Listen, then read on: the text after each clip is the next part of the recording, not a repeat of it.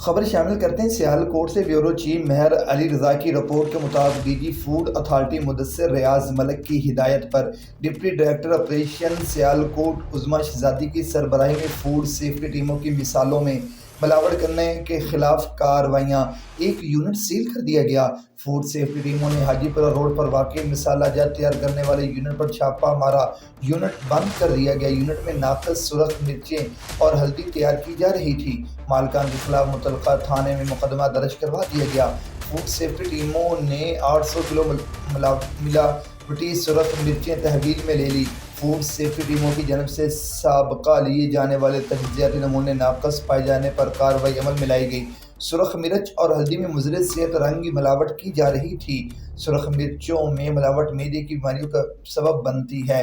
مزید food safety ٹیموں نے ریلوے روڈ پر واقع معروف سویٹ شاپ پر چھاپے کے دوران سویٹ شاپ کو بھاری جرمانہ عائد کیا۔ مٹھائی کی تیاری میں مضر صحت ممنوع اجزاء کا استعمال کیا جا رہا تھا۔ ٹیموں نے بھاری مقدار میں مضر صحت رنگ اور کیمیکل موقع پر تلف کر دیا اور عوام الناس کو معیاری اشیاء فراہم کروانے کے لیے پنجاب فوڈ اتھارٹی ہر لمحہ میدان عمل میں ہے۔